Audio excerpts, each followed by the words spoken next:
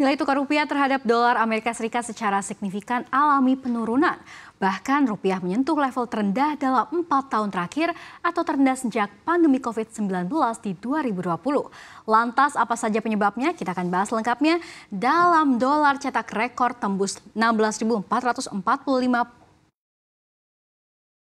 Ini alasan rupiah gagal perkasa. Dilansir dari Refinitiv, rupiah ditutup melemah 0,12% di angka 16.445 per 1 dolar AS pada Jumat 21 Juni 2024 atau akhir pekan lalu. Bahkan di tengah perdagangan, rupiah sempat menyentuh ke titik terlemahnya yakni di level 16.475 rupiah per dolar AS. Sedangkan secara mingguan rupiah kembali mengalami depresiasi sebesar 0,3%. Posisi rupiah yang menyentuh level psikologis 16.400-an per dolar AS merupakan yang terparah sejak pandemi COVID-19 yang terjadi pada awal 2020 atau sekitar 4 tahun silam. Kalau kita lihat pergerakan rupiah dalam 1 tahun saja, kita akan lihat rupiah ini mengalami penurunan yang signifikan dibuktikan dengan grafik yang cenderung naik. Nah, dari semula rupiah ini pada 10 Maret 2023 di angka 15.445 per 1 dolar AS. Ini kemudian naik signifikan meskipun fluktuatif. Ini di 27 Oktober 2023 menjadi 15.935 per 1 dolar AS, kemudian naik lagi. Pada 30 April 2024 ini menjadi 16.200-an begitu, tepatnya 16.255 dan pada akhir pekan lalu yakni 21 Juni 2024 menjadi 16.445 per 1 dolar AS. Dan pelemahan rupiah secara signifikan ini khususnya pada pekan kemarin sontak mengejutkan pasar dan juga memberikan efek takut serta khawatir. Karena jika hal ini terus-menerus terjadi, maka negatif multiplier efek akan terjadi di Indonesia. Dan pada momen tersebut, Bank Indonesia juga merilis suku bunga acuan yang kembali ditahan di level 6,25%.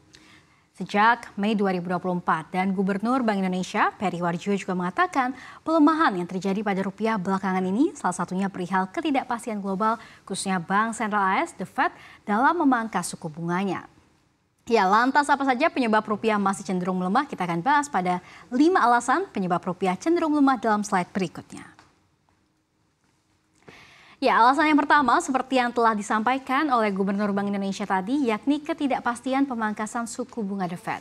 The Fed dalam rapat Federal Open Market Committee atau FOMC pada Kamis 13 Juni yang lalu memutuskan untuk menahan suku bunganya di level 5,25 sampai dengan 5,55%. Nah, untuk ketujuh kalinya secara beruntun sejak September 2023 silam.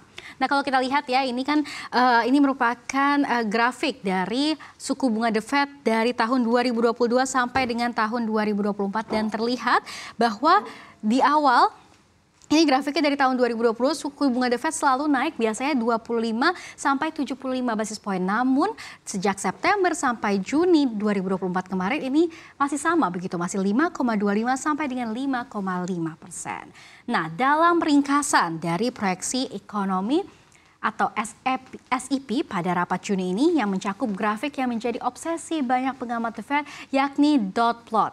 Grafik ini menunjukkan kepada konsumen bahwa di mana setiap pejabat The Fed akan menaikkan atau menurunkan suku bunga di masa depan saat ini hingga tahun 2026. Setiap titik dalam dot plot tersebut merupakan pandangan setiap anggota The Fed terhadap suku bunga. Dan dari 19 anggota The Federal Reserve, ada 2 kali pemangkasan yakni 7 yang menginginkan dipangkasnya suku bunga, sementara 4 tidak ingin ada pemangkasan sama sekali. Dan proyeksi baru ini jelas mengindikasikan ada kecenderungan hawkish karena pada proyeksi sebelumnya hanya 2 yang menentang pemangkasan. Dan jika suku bunga The Fed ini masih tetap tinggi dalam waktu yang lama atau higher for longer, maka indeks dolar AS atau DXY akan berada di level yang tinggi pula dan tekanan terhadap rupiah juga akan terus terjadi. Dan kita akan lihat alasan kedua, yakni adalah ekonomi Amerika Serikat yang masih cukup kuat. Di mana data Purchasing Managers Index atau PMI manufaktur AS menunjukkan fase ekspansif. PMI manufaktur AS ini naik ke level tertinggi dalam 3 bulan, yakni di 51,7 poin. Dari sebelumnya di bulan Mei, yakni 51,3 poin. Dan angka tersebut menandakan perbaikan kondisi ekonomi di sektor produksi barang selama 2 bulan berturut-turut. Selain itu, data inflasi AS pun masih terbilang cukup tinggi, yakni di level 3,3%. Secara year on year untuk periode Mei 2024 dan inflasi inti juga masih di angka 3,4%. Hal ini menunjukkan kemampuan atau daya beli masyarakat ini masih cukup terjaga. Dan untuk alasan ketiga, mengapa nilai tukar rupiah ini masih terus melemah adalah adanya surplus perdagangan Indonesia yang relatif menurun. Di mana neraca perdagangan secara kumulatif periode Januari sampai dengan Mei 2024 hanya sebesar 13,06 miliar dolar AS atau turun 3,41 miliar dolar AS dari periode yang sama pada tahun lalu.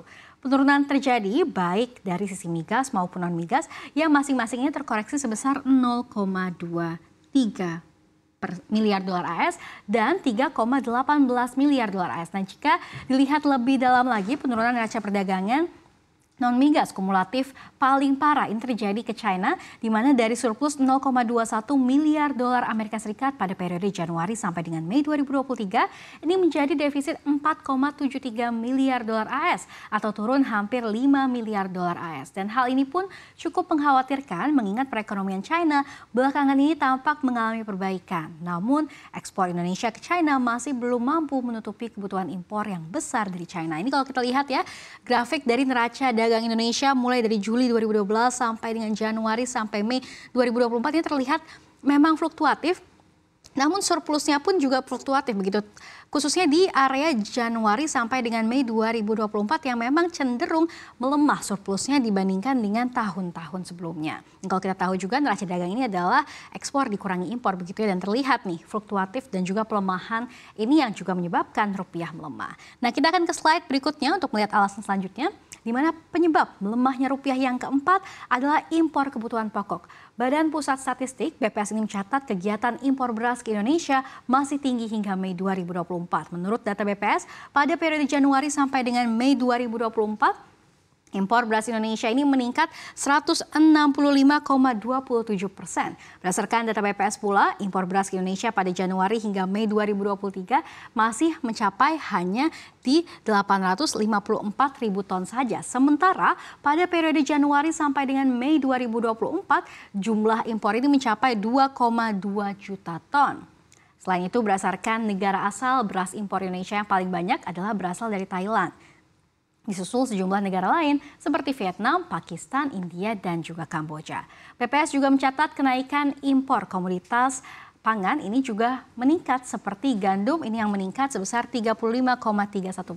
Lalu juga tepung gandum ini juga naik sebesar 14,43% dan yang terakhir gula juga mengalami kenaikan yakni sebesar 0,66%.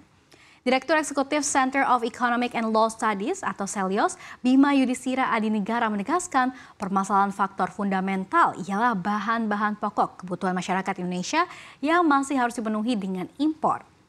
Hal ini membuat kebutuhan dolar pun tentu masih sangat tinggi untuk membeli produk asing tersebut. Maka imbasnya menyebabkan nilai tukar rupiah terhadap mata uang dolar Amerika Serikat masih akan melemah. Dan kita akan lihat alasan atau penyebab kelima. Atau yang terakhir adalah transaksi berjalan defisit 4 kuartal beruntun. BI melaporkan neraca pembayaran Indonesia atau NPI pada kuartal 1 2024 defisit 6 miliar dolar AS. Begitu juga dengan transaksi berjalan defisit 2,2 miliar dolar AS.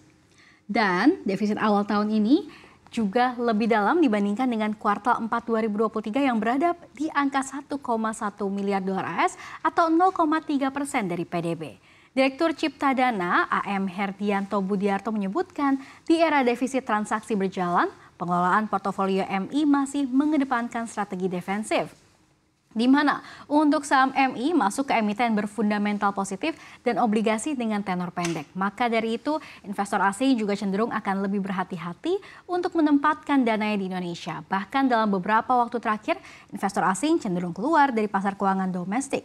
Karena kekhawatiran investor ini juga menjadi pendorong depresiasi rupiah.